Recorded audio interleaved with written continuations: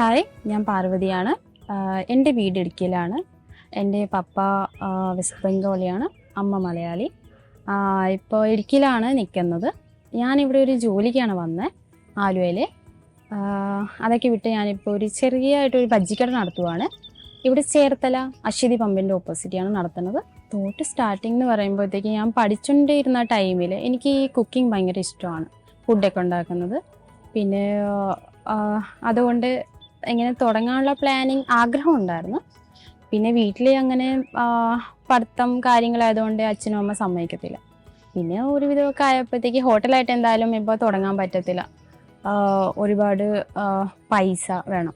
ഇപ്പോൾ പിന്നെ ചെറുതായിട്ട് എന്തെങ്കിലുമൊക്കെ തുടങ്ങാമെന്ന് വിചാരിച്ചിട്ട് തന്നെയാണ് ഇങ്ങനൊരു ബജ്ജി ഷോപ്പ് തുടങ്ങിയത്. അപ്പോൾ ഒരുപാട് ആൾക്കാർ ആഗ്രഹം ഉണ്ടാകത്തില്ലേ, നമുക്ക് പഠിച്ച് ജോലി മേടിക്കാം, നല്ല സ്റ്റാൻഡേർഡായിട്ടുള്ള ജോലി നോക്കാം. പക്ഷേ അങ്ങനെ പറയുമ്പോഴത്തേക്ക് ഒരുപാട് ഡിലേ ആവും, വെയിറ്റ് ചെയ്യേണ്ടി വരും. എന്തെങ്കിലും കിട്ടാൻ വേണ്ടി നമ്മൾ പിന്നെ വെയിറ്റ് ചെയ്യണം. ഇതാകുമ്പോഴത്തേക്ക് നമ്മളൊന്ന് ജസ്റ്റ് തുടങ്ങിക്കഴിഞ്ഞാൽ പിന്നെ നമുക്ക് ആ ഒരു ലെവലിൽ എത്താൻ പറ്റും. അപ്പോൾ അതുകൊണ്ട് എനിക്ക് വലിയ രീതിയിൽ തുടങ്ങാൻ പറ്റിയില്ല. അപ്പോൾ ഇതെങ്കിലും തുടങ്ങി നല്ല രീതിയിലാക്കണം. പിന്നെന്ന് പറയുമ്പോഴത്തേക്ക് ഞാനിങ്ങനെ ഹോട്ടൽ കാര്യങ്ങളൊക്കെ കാണുമ്പോൾ എനിക്ക് ഇങ്ങനെയുള്ള ആഗ്രഹമുള്ളതുകൊണ്ട് അതൊക്കെ കാണുമ്പോഴത്തേക്ക് എനിക്ക് അതൊക്കെ പറ്റുമായിരുന്നെങ്കിൽ ഞാൻ ആലോചിക്കും. +2 കഴിഞ്ഞിട്ട് കമ്പ്യൂട്ടറാണ് പഠിച്ചത്. അതിൻ്റെ ജോലിക്കാണ് ഞാൻ ആലുവയിൽ വന്നത്. എനിക്ക് ഇന്ന് ബിസിനസ്സാണ് മെയിനായിട്ട് നോക്കുന്നത്. ബിസിനസ് തുടങ്ങാനാണെങ്കിൽ തന്നെ കുറേ ഫണ്ട് റെഡിയാക്കിയിട്ട് ഇല്ലെങ്കിൽ പൈസ ആയിട്ട് മതി അങ്ങനെ വിചാരിച്ചുകൊണ്ട് ഇരിക്കേണ്ട, നമുക്കത് തുടങ്ങണം. ആ ഒരു ആഗ്രഹം പിന്നെ കുറച്ച് ഫണ്ട് കയ്യിലുണ്ടെങ്കിൽ അല്ലെങ്കിൽ റെഡിയാക്കിയിട്ട് അപ്പം തന്നെ ചിന്തിക്കുമ്പോഴത്തേക്ക് ഒരുപാട് ഡിലേ ആക്കാതെ തന്നെ തുടങ്ങണം. പിന്നെ ഞാൻ ഇപ്പോൾ ചേർത്തലയിലാണ് തുടങ്ങിയത് ഷോപ്പ്.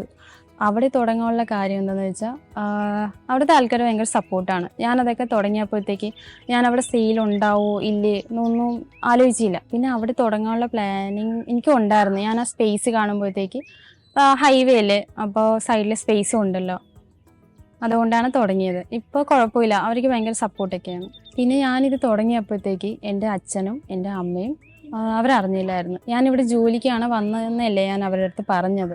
അപ്പോൾ ഈ കാര്യം ഞാൻ പറഞ്ഞില്ലായിരുന്നു. ഞാൻ ഫസ്റ്റ് ഇവിടെ വന്നിട്ട് എനിക്ക് ഇങ്ങനെ ഒരു ആഗ്രഹം ഉണ്ടെന്ന് ഞാനിവിടെ ചിറ്റപ്പൻ എന്ന് വെച്ചാൽ കസിൻ്റെ വീട്ടിലാണോ നിൽക്കുന്നത്. അപ്പോൾ ചിറ്റപ്പൻ്റെ അടുത്താണ് ഞാൻ ഫസ്റ്റ് പറഞ്ഞത്. അച്ഛാന്നാണ് വിളിക്കുന്നത്. അപ്പോൾ അച്ഛൻ്റെ അടുത്ത് പറഞ്ഞ് എനിക്ക് ഇതുപോലെ ഒരു ആഗ്രഹമുണ്ട്, ഹെൽപ്പ് ചെയ്യാൻ എല്ലാവരുടെ അടുത്ത് പറഞ്ഞിട്ടുണ്ട്. അന്നേരത്തേക്കാണ് ആര് നിന്നില്ലെങ്കിൽ അച്ഛനാണ് നിന്നത്. എന്നിട്ട് ആ അച്ഛൻ ഇപ്പോൾ കാണുന്ന ഷോപ്പ് ആ അച്ഛനാണ് റെഡിയാക്കി തന്നത്. പുള്ളിക്ക് ഈ വെൽഡിംഗ് ഒക്കെ അറിയാം, പുള്ളിയാണ് സെറ്റ് ചെയ്ത് തന്നത്. അപ്പോൾ ഫസ്റ്റ് പുള്ളിയായിരുന്നു മൊത്തം സപ്പോർട്ട്. നീ അത് ചെയ്തോ, നല്ലതാണ്, ഹൈവേയിൽ നിൽക്കണമെന്ന് വെച്ചാൽ ഒന്നുമില്ല, കുഴപ്പമില്ല എന്നൊക്കെ പറഞ്ഞ് പുള്ളിയാണ് ഫസ്റ്റ് എന്നെ ഇങ്ങനെ പറഞ്ഞ് റെഡിയാക്കി എടുത്തത്. പിന്നെ ഇങ്ങനെ തുടങ്ങുമ്പോഴത്തേക്കുള്ള കാര്യം എന്ന് വെച്ചാൽ നമ്മൾ ഒരു പെൺകുട്ടി ആയതുകൊണ്ട് തുടങ്ങുമ്പോഴത്തേക്ക് കമൻസ് വരും. എങ്ങനെ വന്നിട്ട് അയ്യോ ഇങ്ങനെ ചെയ്യുന്നത് ശരിയല്ല, വല്ല പഠിച്ച് ജോലി മേടിക്കുക അങ്ങനെ കേട്ടിട്ട് ഞങ്ങൾ വിഷമിച്ചിരിക്കുവാണെങ്കിൽ നമുക്ക് ഒരിക്കലും അത് നല്ലപോലെ കൊണ്ടുപോകാൻ പറ്റത്തില്ല. അത് പറയുമ്പോഴത്തേക്കും നമ്മളത് ചിരിച്ചു കളയണം. ചേട്ടാ നമുക്ക് ഇത് ചെയ്യാൻ പറ്റത്തുള്ളൂ, അതുകൊണ്ട് നമ്മൾ ഇതാ ചെയ്യുന്നത്, ഇതേ നമുക്ക് കിട്ടുന്നത് മതി. അപ്പോൾ അത്ര പറയാം. അല്ലാതെ നല്ലത് മാത്രം എടുത്തിട്ട് നമുക്ക് കേട്ട പ്രശ്നം ഉണ്ടാവും അങ്ങനെയുള്ള കാര്യം നമ്മൾ കേൾക്കരുത്, നല്ലത് മാത്രമേ എടുക്കാവുള്ളൂ. ഫ്യൂച്ചർ പ്ലാൻ എന്ന് പറയുമ്പോഴത്തേക്ക് എൻ്റെ ആഗ്രഹം ഞാൻ പറഞ്ഞല്ലോ ഹോട്ടലാണെന്ന്. അപ്പോൾ എനിക്ക് അതിൻ്റെ മുമ്പ് ഒരു വീട് വേണം. കാരണം എന്താണെന്ന് വെച്ചാൽ നമുക്ക് നിൽക്കാനുള്ള സ്ഥലം ഉണ്ടെങ്കിലല്ലേ നമ്മുടെ ആഗ്രഹങ്ങൾ നമുക്ക് സാധിച്ചെടുക്കാൻ പറ്റത്തുള്ളൂ.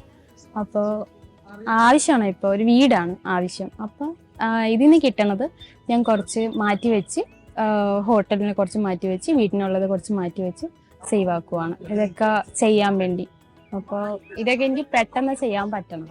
പിന്നെ സേവിങ്സ് കാര്യങ്ങൾ പറയുമ്പോഴത്തേക്ക് ബോയ്സ് എന്ന് പറയണത് അവർ പൈസ ഉണ്ടെങ്കിൽ ചിലവാക്കണം, ആ ഒരു മെൻറ്റാലിറ്റിയാണ്. പക്ഷേ ഗേൾസ് എന്ന് പറയുമ്പോഴത്തേക്ക് ചെയ്യാനുള്ള കാര്യം എന്ന് വെച്ചാൽ നമ്മുടെ കയ്യിൽ നമ്മൾ ജോലി ചെയ്യുന്ന കുറച്ച് പൈസ കിട്ടുവാണെങ്കിൽ നമ്മളുടെ ചിലവ് ചുരുക്കി രണ്ട് മൂന്നിടത്ത് പൈസ എടുത്ത് വെച്ച് എന്ന് വെച്ചാൽ കുറച്ചായാലും ഫണ്ട് രണ്ട് മൂന്നാക്കി വെക്കുവാണെങ്കിൽ, കുറച്ച് ബാങ്കിലാണെങ്കിൽ, കുറച്ച് കയ്യിലാണെങ്കിൽ, കുറച്ച് ആരെ കാണാതെ വെക്കുവാണെങ്കിൽ അത് നമുക്ക് ആവശ്യപ്പെടും.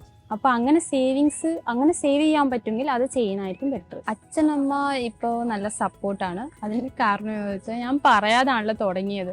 അവരിതുപോലെ വീഡിയോ ഒക്കെ കണ്ടിട്ടാണ് അവർ അറിഞ്ഞത്. അപ്പോൾ എന്നെ വിളിച്ചിങ്ങനെ ചോദിച്ചപ്പോഴത്തേക്ക് ഞാൻ കാര്യം പറഞ്ഞ്, അന്നേരത്തേക്ക് എൻ്റെ അച്ഛൻ പിന്നെ എന്നെ നിർബന്ധിച്ചില്ല അങ്ങോട്ട് ചെല്ലാൻ പറഞ്ഞിട്ടൊന്നും. അപ്പോൾ അത് തന്നെ ചെയ്തോ, അത് തന്നെ നല്ലതാ, നിൻ്റെ പ്ലാനിങ് അതാണെന്നുണ്ടെങ്കിൽ അത് തന്നെ ചെയ്തോ എന്ന് വെച്ചാൽ ആ ഒരു സപ്പോർട്ട്. ഇപ്പം എനിക്ക് സപ്പോർട്ട് എല്ലായിടത്തും സപ്പോർട്ട് കിട്ടുന്നുണ്ട്. പ്രത്യേകിച്ച് ഇവിടുത്തെ ചിറ്റപ്പൻ, ചിറ്റ, ബ്രദർ, ഇവരും, പിന്നെ എൻ്റെ അച്ഛനമ്മ നല്ല സപ്പോർട്ടാണ്.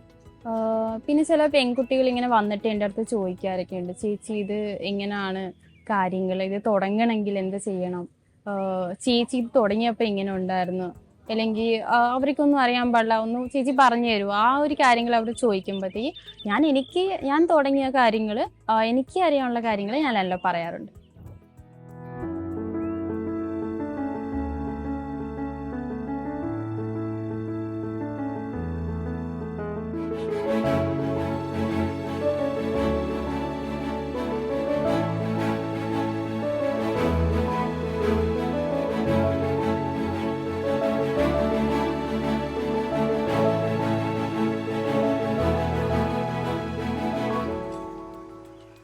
സ്വന്തം കാര്യങ്ങൾ എങ്ങനെ ഒരു കാര്യം നോക്കുമ്പോഴത്തേക്ക് നമുക്ക് ഒരുപാട് സ്വന്തം കാര്യങ്ങൾ നോക്കാൻ പറ്റത്തില്ല.